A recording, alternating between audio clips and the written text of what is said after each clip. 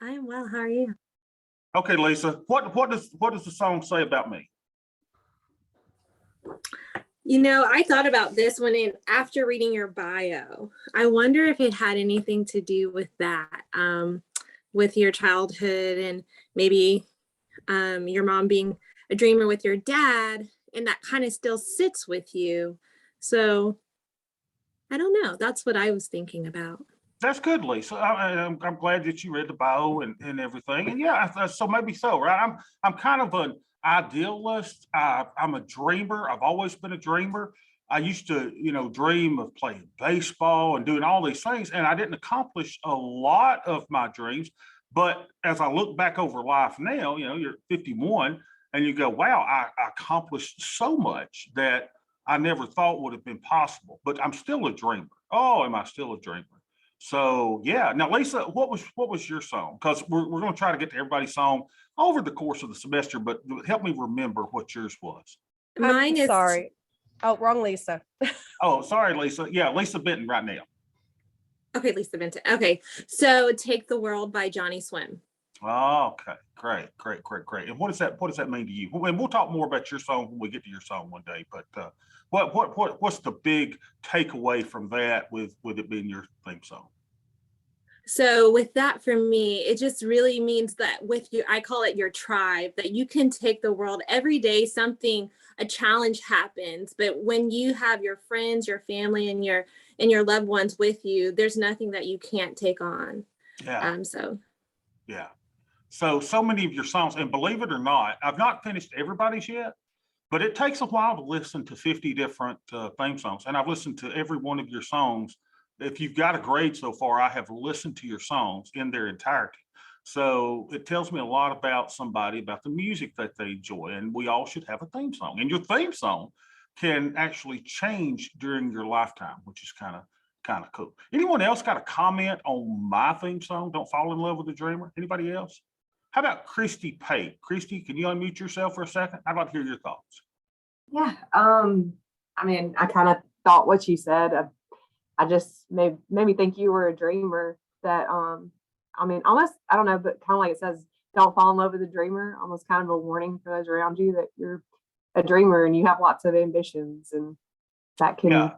can be a lot for those that you love. I mean, Can you imagine Beth, my beloved wife? Can you imagine me coming in at 47 years of age and saying, well, I didn't know it's probably 46 years of age, and me coming in, and we've got 5 kids, and I said, Beth, I want to go back to school at the University of Alabama. I'm going to work on my master's. And she's yeah, going, excuse me? But you know what she did? She knew when we started dating many, many years ago, she knew that she was involved with a dreamer. And she knew that she was involved with somebody who was going to have ambitions and was going to pursue many different and strange things over the course of our time together. And guess what she did? A stay-at-home mother of five said, go for it. Go for it. And I did. And can you imagine at the conclusion of the year and a half that I spent at the University of Alabama working on my master's that you all are working on right now, finishing it, and said, hey, Beth, I think I'm going to go for my PhD.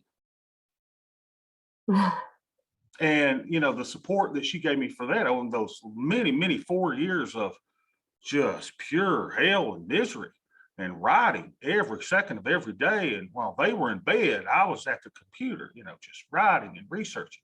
Can you imagine?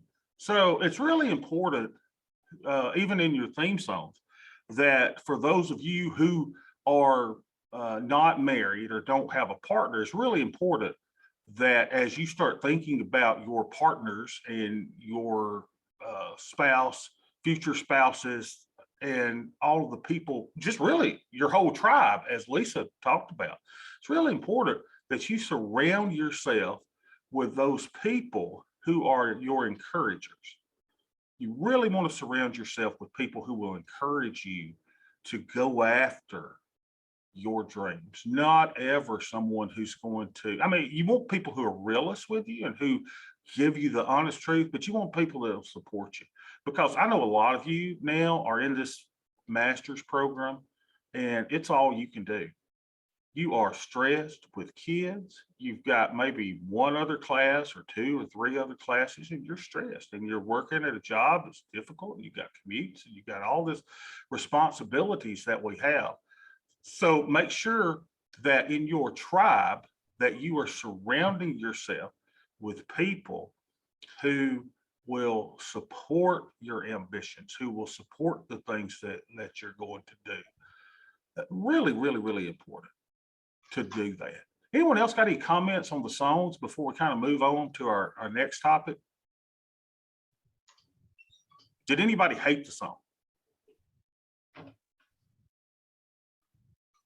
Had anybody not heard the song before? Tracy, you want to say something? Oh no, I was just gonna say I hated trying to come up with the song.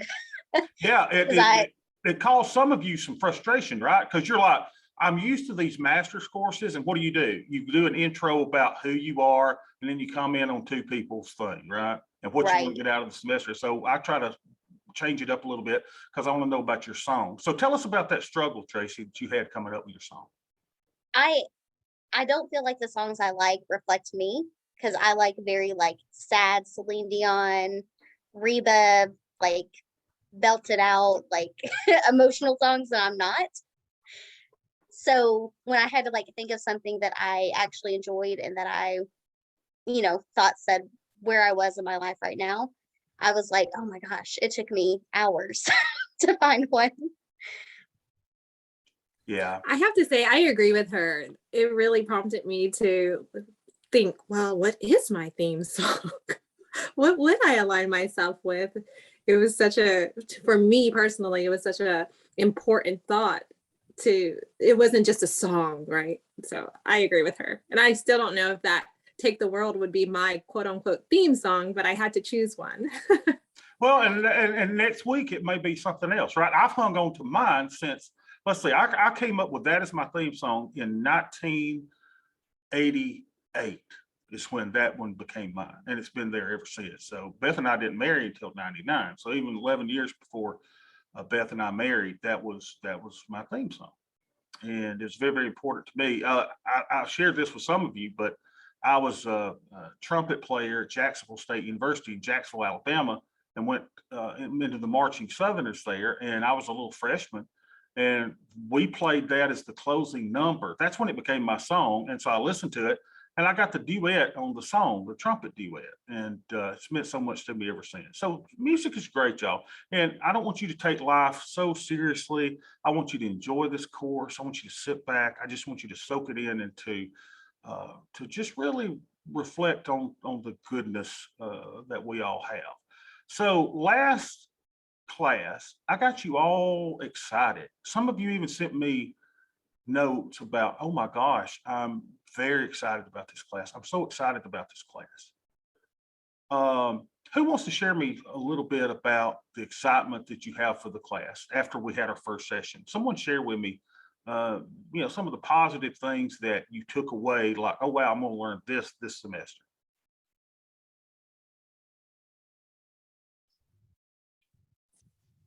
Well, I've always had a lot of respect for having a no bullshit attitude and for approaching issues sideways. So, I think probably everyone here is wondering what these lectures are going to be like, and I'm under the impression every single one's kind of, okay, I don't know what to expect because we don't have like the syllabus and or a schedule laid out, which is fine.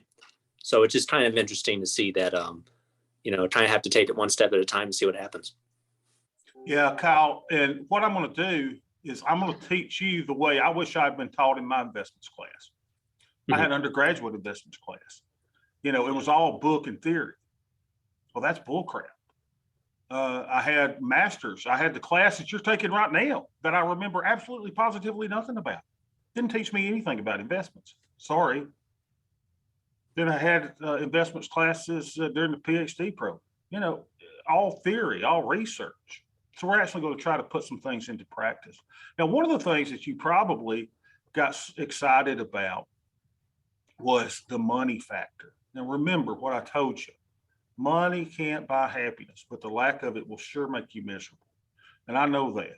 I remember at Jacksonville State University that I didn't have the money to have heat in the single wide trailer that my friend Scott and I rented while I was in undergraduate school. Didn't have heat. The way we heated the trailer was by the oven. We would open the oven, turn the electric oven on, and thank God we had electricity, and that's how we heated the house. So we would hang blankets up in the house on the windows. We had no curtains, and to keep the cold air or the warm air in the living area. And then if you went to the back of the house, it was just, that's where you had to go to take a shower. And oh my gosh, I mean, you take a 2-minute shower because it was just so cold in the room. So the lack of money really can make you miserable, but it really makes you appreciate when you do have a little bit of capital, you do have a little bit of money and things are going great, but you can't get so hung up on the money that you miss the journey. It's the journey that is the fun part. It really is, because so many people wish their lives away. How many of you right now are at a job and you go in on Mondays and everybody is looking for Friday? We actually have a countdown. That's how many more days to Friday. Yeah, Evan, it's so true. And everybody is counting away their life. And you go to work on Monday to a job that you hate, for a boss that you don't like, with people that you work with who you're trying to impress. And for some reason, and they're all looking for Friday. And you live your life going, oh my gosh, what a horrible, horrible existence. So enjoy the journey that you're on now. And let's look at a way that we can maximize resources, maximize accounts, and to grow your wealth so that one day you don't have to sit at a job that you hate with people you don't like, with a boss who's mean to you. Because really, isn't that the American dream after all? So what I hope that I didn't leave you with last time, I didn't want to leave you with, hey, the wonderful thing is money, right? It's not the money. It's really not the money that's the wonderful thing. And I think everybody will give me an amen on this. It's the freedom that you have when you have accumulated, right. Give me an amen. When you've accumulated wealth. So right now, a lot of you are working a job, so you are a captive, right? You're captive by what? Your time. Wouldn't it be great to go to a job and you go, hey, when I get my work done, I can go home for the day? Well, that's not the way work happens. So a lot of you are at 9 to 5s, and if you finish your work in 3 hours, well, you got 5 other hours that you just got to go to useless meetings, and you got to go to all this other stuff. So you are captive by your time. They're making you stay at a place where you have to exert your time. 9 to 5, maybe it's 50 hours a week. I don't know what it is, but you're captive there. And some of you feel like prisoners because your time is so, and then by the time you commute home, you spend time with your kids and your family, well, it's time to get up the next day. So you're living your life as a captive of your time. You're also captive by location. So not only is your employer and your job keeping you locked up in your time, you got to be on the clock from 9 to 5, but they're basically saying location. Now, what has happened is during the COVID crisis, we realized that a lot of people can work from home now, and that didn't know they could work from home. And the companies and the factories are doing just fine, but they all want you to do what? Almost without exception, they want you back at the factory, back at the office. Why? So they can keep you accountable. Or they can keep Managers you need to accountable. manage. So they can micromanage you. Yes, they can- that's exactly right. Exactly. So they can micromanage you. Because if you're at home, what are you doing? You're watching The Young and the Restless, which I love. Victor and Nikki, by the way. Watching The Young and the Restless and not doing your work. But the fact is, I'll bet most of you are more productive since you've been working at home, because guess what? A lot of these office jobs that people have could be accomplished in 2 or 3 hours a day. So maybe you are taking a little more leisure time, but you're much more productive. So even though productivity has not gone down in the office, The managers want you back in the office. Why? Because we want to control your time and we want to control your location. Now, so you are not only a prisoner, a captive of your time, you're captive of your location. Kind of sad, isn't it? Now, here's the area that I never want you to be captive, though. That's I don't want you to be a prisoner of your mind. That's where your employer should not be able to dictate and to take over your entire being. So guess what? When I was working in my little cubicle, saving, investing, putting away money, living beneath my means, while everybody else was buying the new and expensive cars, and everybody else was going on the wonderful expensive trips, and everybody else was maxing out their credit cards, I was saving. I was putting away for a better day. And I had in my mind all of these dreams. I had a dream of owning a farm. I had a dream of having kids.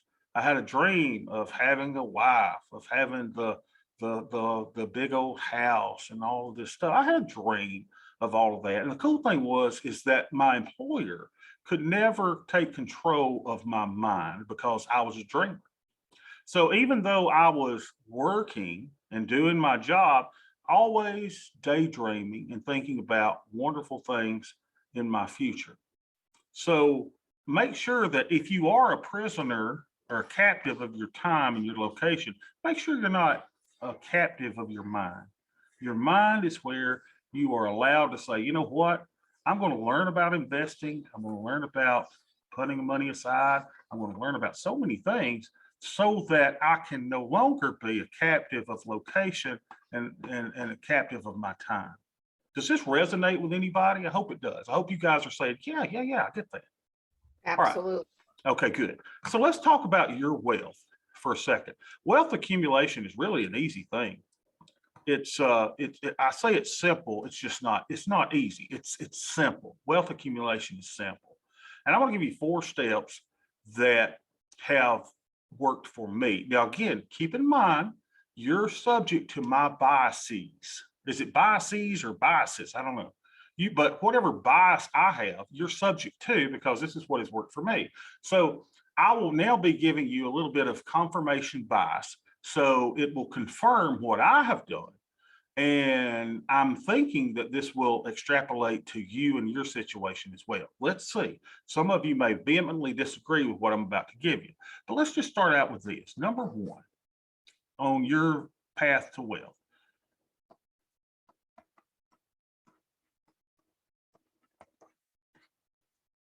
Give away 10%. Now, a lot of people say, oh my God, that's the most horrible advice, Bob, that you could possibly give to a person. Give away 10% of what you make. So for those of you who are people of faith, or you've grown up, at Sunday school, Bible, you go, oh, wow, okay, give away 10%. So that's kind of like the tithe that I would read about in the Bible, right? Bring the 10th to the storehouse. Well, yeah. So if you're a person of faith, you're probably already doing that, right? Where you say, yeah, I give 10% to my church, to my synagogue. I bring a certain amount of money there in hopes that that money is going to help other people. So for those of you who, may not have a faith or a synagogue or church or a belief in giving away that 10%, then maybe you give yours away of your time in helping other people to do something, right? In other words, I talk about this so much. I read this, I stay on Reddit way too much, and I'm in the anti-work Reddit place, and these people are miserable. These people are on the verge of suicide. Some of them sit there and go, I just want to die.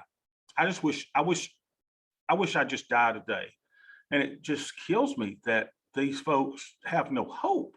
And they're blaming their boss, and they're blaming their job, and they're blaming all this. And they're like, let me tell you something. When I go to work, when I clock out, I'm off the clock. And can you imagine the audacity of a customer in Target coming in and asking me where something is while I'm off? And my response to them is, sorry, I'm on break. What a horrible way to go through life to where you go, I'm off the clock. Someone asked me where the greeting cards are. I'm not going to tell them. Rather than saying, oh yeah, let me show you, I'm off the clock. I'm not going to do that. I'm going to say, hey, I'm on break and walk off. So they've lost the ability to even be a good human being because we've grown up in a society that says, I got to get all that I can as quickly as I can. I got to bury it in a can. I got to keep everything. It's me, me, me, me, me.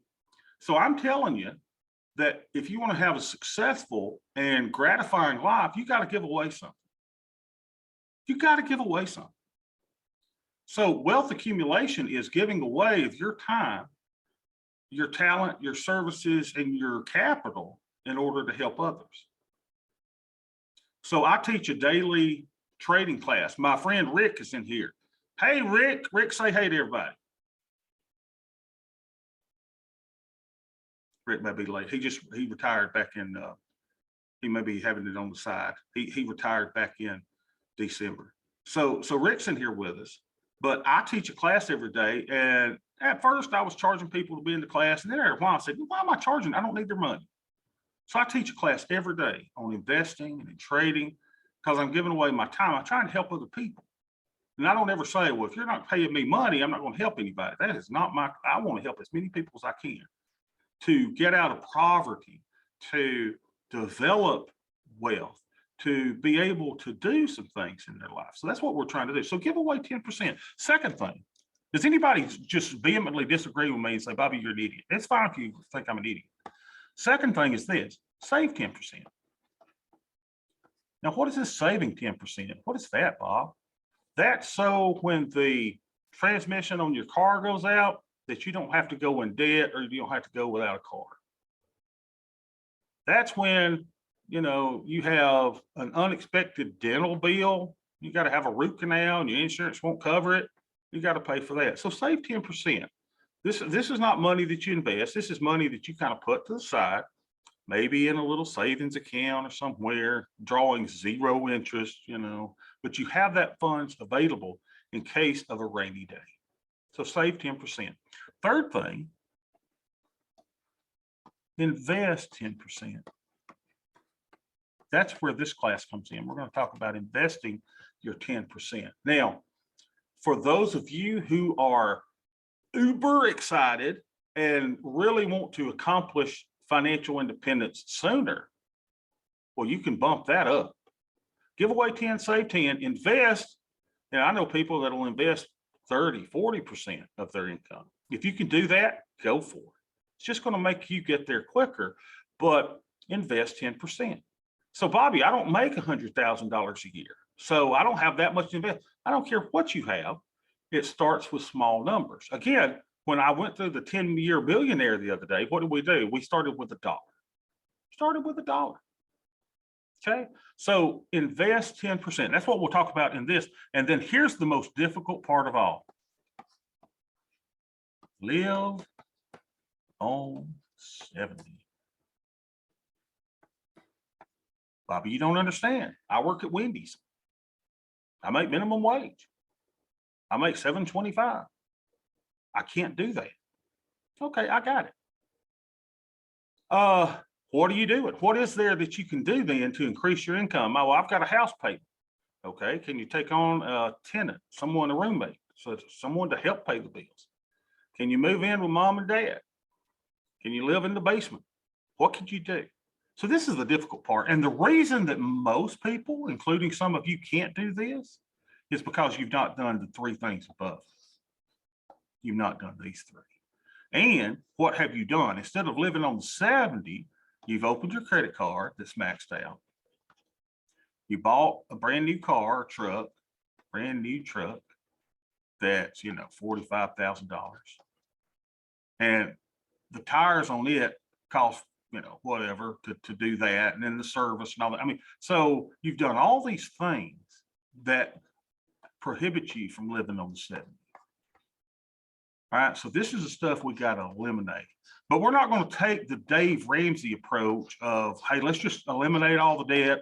Let's live like a pauper for the rest of your life. No, what we're going to try to do is to teach you how to accumulate wealth. But give away 10, save 10, invest 10, live on 70 is a really, really, really cool plan.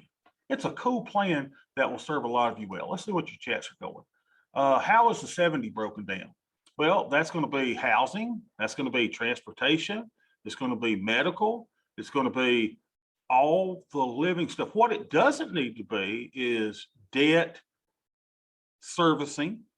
Well, what about the house? Yeah, it does need to be the house, but it doesn't need to be, hey, I've maxed out credit cards. Hey, I'm going to max out another credit card. Hey, I'm going to get a Target credit card.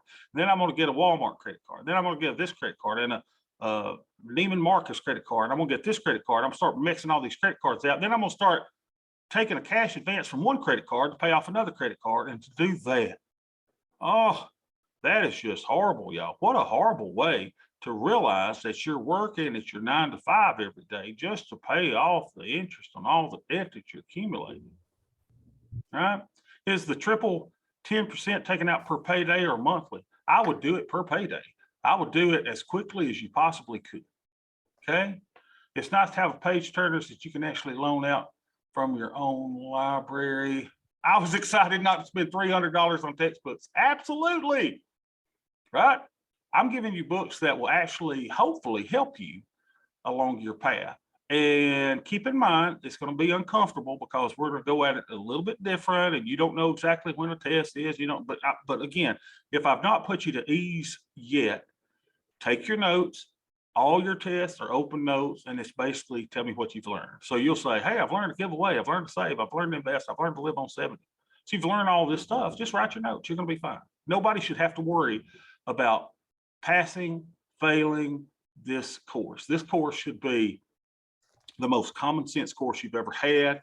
And if I've not alleviated your concerns by now, I probably never will. All right, so you've got a simple plan for wealth accumulation. So let's now go into something else and let's talk about something and I'm gonna treat all of you like I would treat my kids.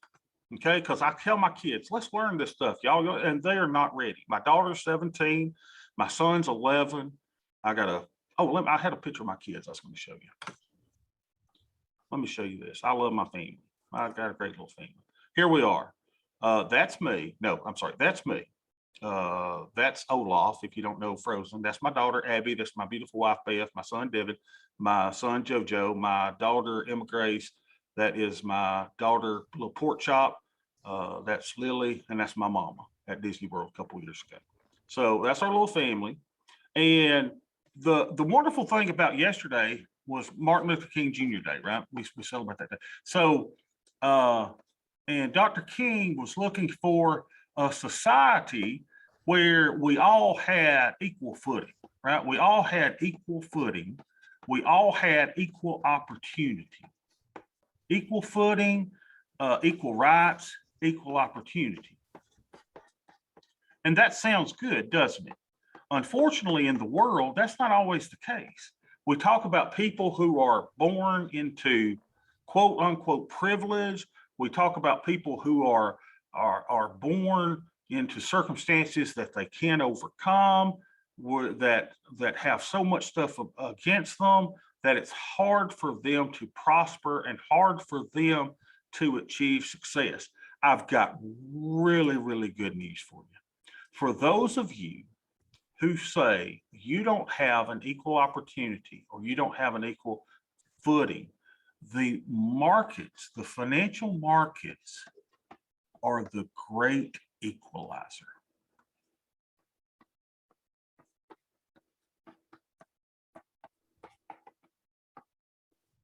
Guess what? When you're placing a trade or you're buying stock, the market does not care about your race. It doesn't care if you're white, if you're black, if you're brown, if you're green, if you're blue. It doesn't care. It doesn't care if you are poor or rich. Remember, the market's there to do one thing. What did I tell you there? The market is there to take your money. Take your money. It doesn't care if you're poor or rich. It wants to make all of you poor. As long as you've got $1 to put in, the market is willing to take your money. It doesn't care if you are fat, or let me just call what I am, pleasantly plump, or thin. It doesn't care if you're ugly or gorgeous. I can't even spell gorgeous.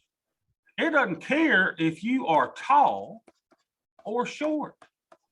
It doesn't care if you've got Fabio locks of hair or you are bald. It doesn't care if you're blind. It doesn't care if you're deaf. It doesn't care if you're disabled. It doesn't care if you're able. It doesn't care. The market is there to take your money. It's the great equalizer. It doesn't care. Doesn't matter what you look like. Every time I place a trade, there's not someone on the opposite end going, no, wait a minute. I got to make sure that Bobby is thin, good looking, and he's a certain race, or he's a certain ethnic background. Market doesn't care.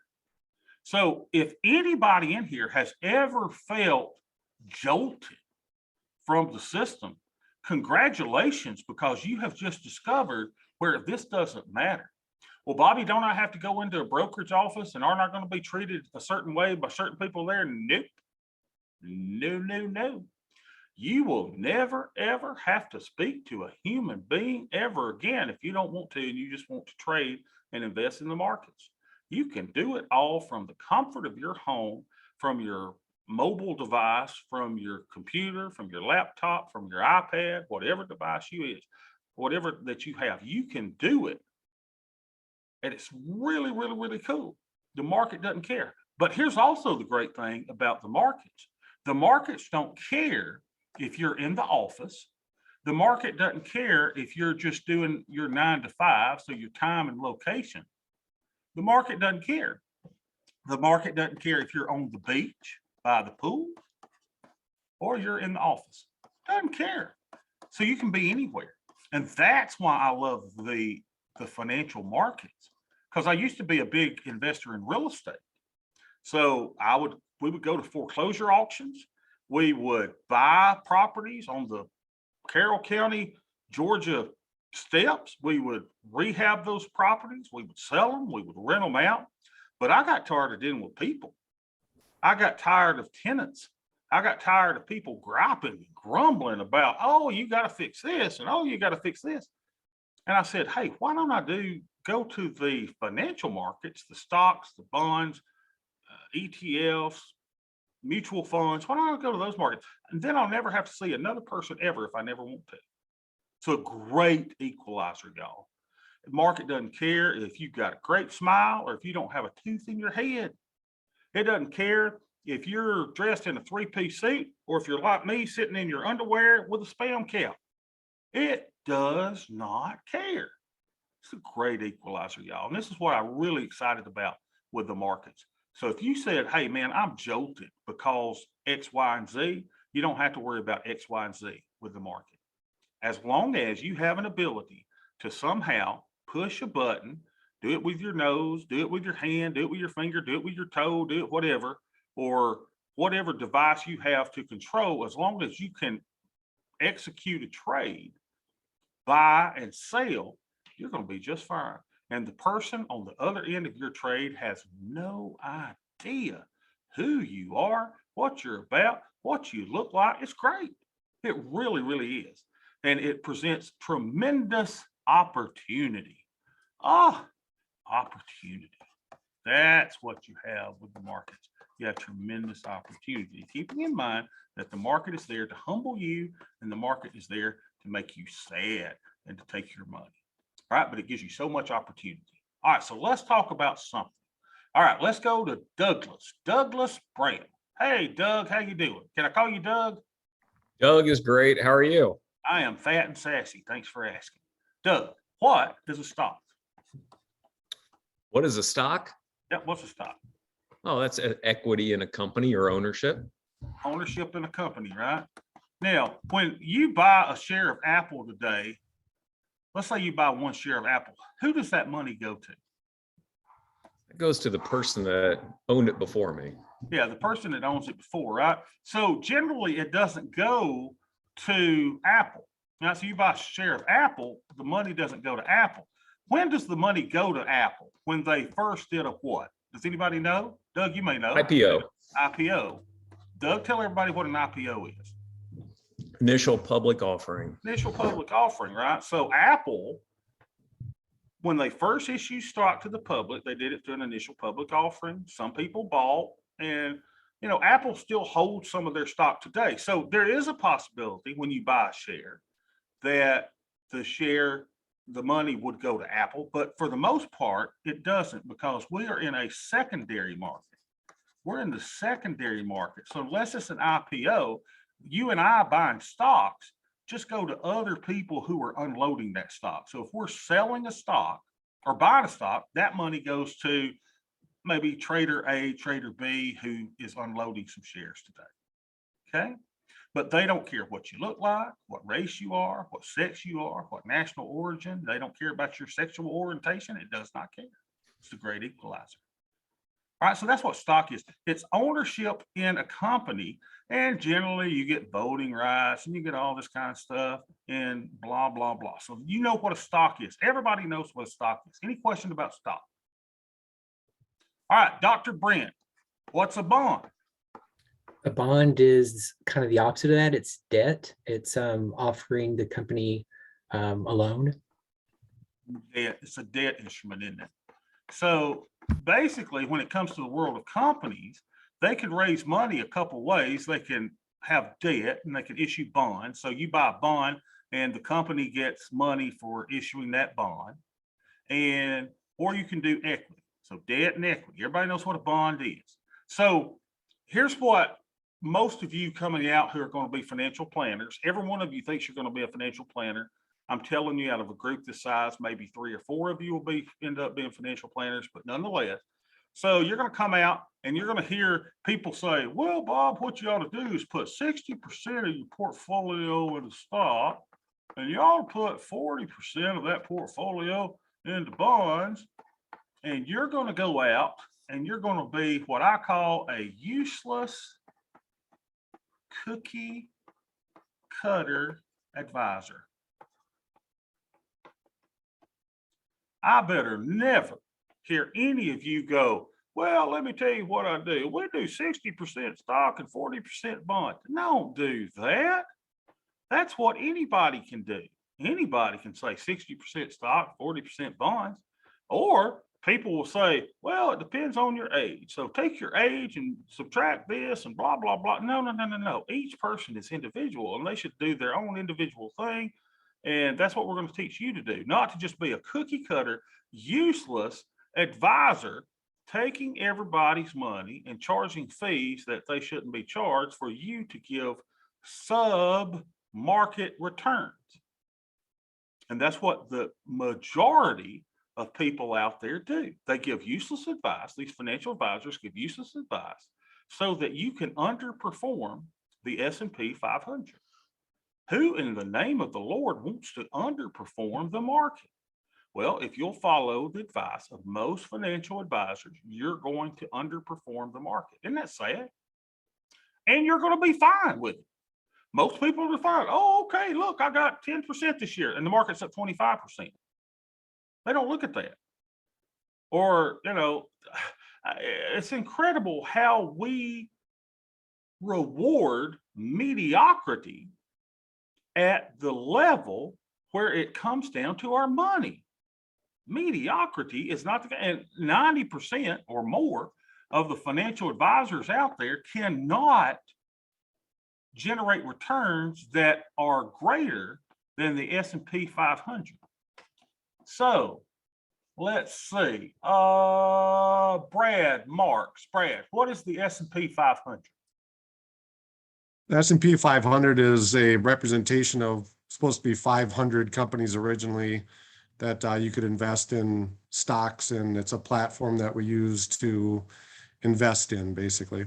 Yeah. So when you listen to the Dow now, and this is how cool it is. Like you're listening to the radio, you're watching TV, and they tell you how the Dow does. Who gives a flip about the Dow? How many stocks are in the Dow, people? Does anybody know? 30. 30. And it's a useless index. Nobody cares. But they always lead with, oh, the Dow was down 700 points today. Who cares? It's 30 stocks. Nobody cares about the Dow. The S&P 500 is where the action is. And so this is comprised of 500, mostly large cap, right? Large cap, largest market cap in the US. I mean, that's basically it. The 500 largest US market cap stocks. That's what this is. 500 companies. This is a much more important reflection of how the markets are doing than the Dow. Dow's 30 stocks, okay? NASDAQ. We talked about NASDAQ last time. How many stocks are in the NASDAQ, guys? Who remembers? Kyle, do I you didn't remember? say, I thought you said it was 100 or 102, some number like that. Yeah, so the NASDAQ it's called the NASDAQ 100. And I think technically it's got 102 stocks in there because a couple of them are in there twice, like Google is GOOG and GOOGL. So this is a tech heavy, but we told you it's not all tech, right? Because what does it have in it? It's got Dollar Tree. That's not very tech. It's got Costco. It's got Starbucks. And these that underperform are kicked out at the end of the year. And I'm not saying Starbucks is, and replaced by new companies, new up and coming companies. So same thing with the S&P 500. There are times when certain companies will move out of the S&P 500 and new companies will move in. Who knows who was the big addition to the S&P 500 what, a year or so ago? Does anybody remember? Maybe been 2 years now. Tesla. Tesla, right? So Tesla, comes up from nothing. Then all of a sudden it gets big enough that, people were like, wow, Tesla's going to the S&P 500. And it made big news. People were like, wow, how's that going to influence the S&P 500? Blah, blah, blah. So now you know what the Dow, what the S&P, and what the NASDAQ is. So we all know what these three things are. These are the biggest, the largest little indexes that you and I will talk about. The Dow, we're not going to talk about a lot, but generally we'll talk about the S&P 500 and we will talk about the NASDAQ. So most of the time when we are comparing benchmarks, so if you're looking at a fund manager, right, you're looking at someone who's managing a fund or managing money, you want to know how they did in relation to which one of these three indexes most of the time. Doug, S&P. S&P, right? So that's kind of the benchmark that we go by. So if fund manager, if the S&P was up 25% last year, I forget exactly what it was, 27, whatever it was. How did they do compared to the S&P 500? That's the benchmark. And again, most do not beat the S&P 500. That's why a little fellow that you probably heard of before, let me give you his initials, see if anybody knows who this is. WB. Warren Buffett.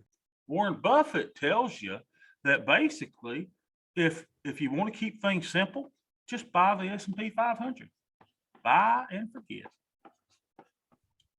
So just dollar cost average your money into the S&P 500. And do you recall that he did like $1 million or $10 million bet, and he put a bet out there. He said, tell you what, let's do a 10-year bet. And you can Google and get the information on it. And he challenged any fund manager out there. He said, I'll beat all of you with a S&P 500. He said, let's pretend we're putting this amount in. And he said, I will beat you over the course of whatever it was, 10 years. And I think one company took his bet. And at the end of the 10 years, it just added, I don't know, a year or so ago. Guess who won? Old Warren did, by just buying the S&P 500. So Warren says, just buy the S&P 500 and you'll be just fine over the long term. And you have diversification because you've got 500 of the largest companies in the world. Now, these are American companies, right? They're American companies. So then people start trying to complicate stuff. Now, here's why financial advisors make money, and here's what we do. We overly complicate stuff. Warren Buffett tells you Just put money in the S&P 500 and be done with it. You got 500 companies. Okay, but then here comes a financial advisor that's got their CFA or they've got their CFP, and they're like, well, Bob, listen, you can't just buy the S&P 500. Okay, pal, how come you can't buy the S&P 500? Well, it doesn't have international exposure. Okay, guys, let's talk about it. Does Tesla have international exposure? Yes or no? Does it care? Does it care where you're at when you're buying a Tesla? No. So a certain amount of their money comes from international orders. So let me think this. Is Starbucks only in the United States of America? No. So if you're talking about the 500 largest corporations in the world, all of these companies are doing business international. So for people to tell you, oh, well, you've got to add an international component, and then you've got to add a value stock component, and then you've got to add a growth stock component, then you've got to have growth in income, and then you've got to have dividend stocks, and then you got to, and that's just complicating the simple. It's simple. So you could easily say that, hey, from this day forward, Bob, I'm going to start off with $1. And I'm going to put as much money as I can every month into the S&P 500. Over the long term, you're going to do extraordinarily well. And if those 500 companies just do horrible over the next 10, 15, 20 years, we've got bigger problems, don't we? Because guess what? My wife is still buying from Amazon. She's still going to buy from Amazon. We're still going to buy from all of these companies that make up the 500 largest in the S&P 500. So we could stop the course at this point. We could take Warren Buffett's opinion and we could say, not a bad opinion, Warren. Why don't we just buy the S&P 500? Now, here's the thing people don't know though, and I'll ask you. Can I ask Charlie Brush? Charlie, can you get on? If y'all are sleeping behind the scenes, it doesn't bother me, I promise. How about Alyssa? Alyssa, are you there? No, Alyssa. Hey, I know Zach will. Zach. Yo, Dr. Bob. Zach has been taking my my daily class too. Zach's been good to see you in there. Zach, let me just ask you a question. Okay. How do you buy the S&P 500? How would you do it? So let's say that you agree with Warren Buffett and you're going to dollar cost average into the S&P 500. What do you buy? So I've been reading the one of the other books that you assigned, and you know that guy seems like a real big disciple of VT Sachs. Mm-hmm. So it's like it's an indexed fund pegged to the S&P 500. It's supposed to mirror that return. So I would buy something like that, kind of like you're heavy in the TQQQ. I'd probably get into VT Sachs. Okay. Yeah, and Zach, there are a lot of funds out there that are mutual funds that track the S&P 500. I just want to make sure everybody realizes, though, the easiest way to do it, okay, is to come into your little trade thing here and to type in something that you guys need to know, and it's called SPY. SPY is an ETF that tracks the S&P 500. So you guys need to know that. So you need to know what SPY is. SPY is an ETF that tracks the S&P 500. So you can actually go into, and it's right now it's at 457.39. It's down 7.33 on the day. The bid and ask are 457.35, 457.39. So there's a really tight bid ask.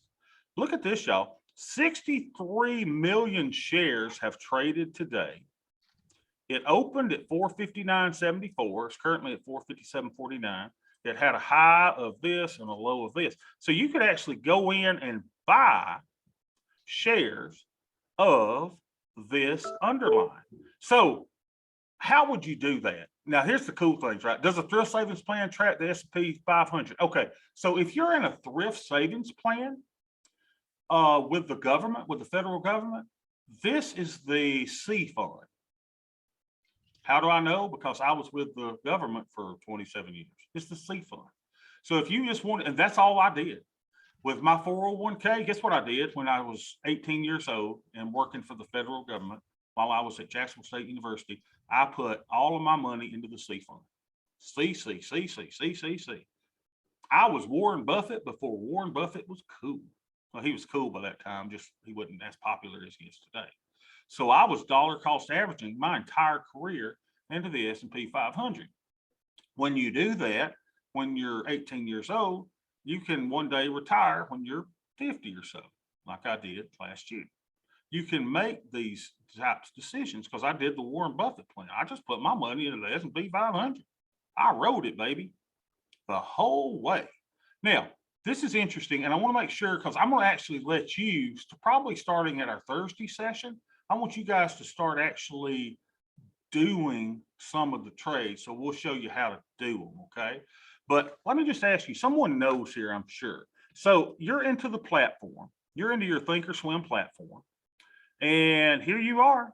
You've opened it up, and you've done a little search under the trade tab for SPY. So how do you buy SPY? Does anybody know? So here I am. I've got an options chain. I've got information on the underlying. What do I do? Does anybody know? What button do I press? I added some widgets to mine. Is it the gear button that you can click and add? You can add buy and sell widgets to it. Yeah, your trade grid. Yeah, you can do that. Or you'd have to open the trade grid, I think. And Zach, what I like is that you're willing to toss out. You are a risk taker. See, I can tell. So Zach, he's like, I'm not exactly sure, but I am a risk taker. So I like that. And risk takers are the ones who will inherit the earth, so to speak. You're the ones who will make great wealth. Well, let me just show you. There are two things that you need to look at on this little trade page. Now, do you see how awesome this is? You could read about this from a book, couldn't you? You could read about this. We could be in a textbook, and you could be reading about all this garbage that doesn't even matter, written by some egghead who's never made a dollar in the markets before. You could be doing all of that garbage, and it wouldn't do you any good, because you're sitting there going, yes, they told me to buy the S&P 500. And then you graduate from the class and you're like, well, how in the hell did I do that? Because you got no idea. How do I buy it? Here's how you buy it. I'm going to show you. There's two little buttons here. One of them is called the bid, and one of them is called the ask. So which one do you click to buy? Now, first of all, I hope it's intuitive for you. So one of them is higher than the other one. Which one's higher? Anybody see? Which one's the higher number? The ask. The ask is higher. Now remember, the market is here to screw you. The market is here to take your money. So if you're buying, do you think you're going to buy the higher price or the lower price? Yeah, you're going to buy the higher price. You're going to buy on the ask. Now, if you were selling SPY, you would sell on the bid. So this is the sell button. This is the buy button. So you're going to buy at the asking price. And there is a spread. Why is there a spread? Anybody know? Why is there a 1 penny spread between the bid and the ask? Who gets that? Somebody's got to make money for facilitating your order, and those are the market makers. So they make money by this spread. Well, you say, Bobby, that's not a lot of money. Well, it's a penny. And look at the volume. It's 64 million pennies. 293, 402. Look at this volume going up. Now it's 308.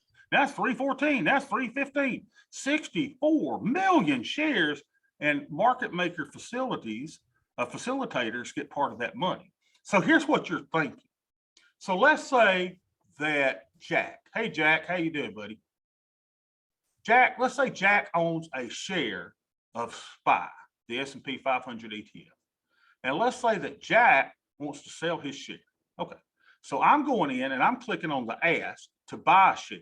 Now, people thinks that, well, Jack's got to hit his button to sell at the exact same time that I'm hitting my button to buy for this order to be facilitated and executed.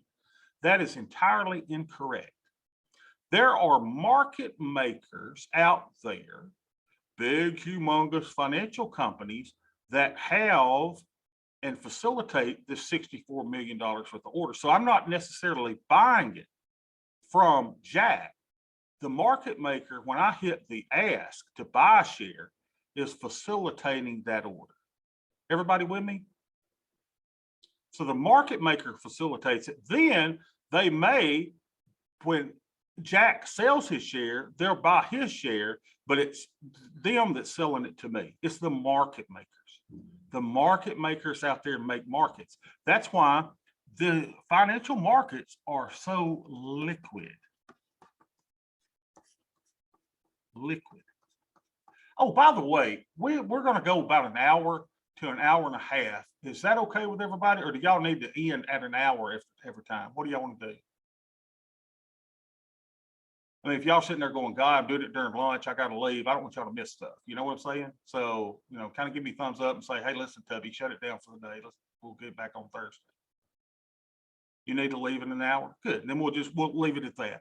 So now you know how to execute a trade, right? Let me just show you really quick, lot, and then I'll let you guys go.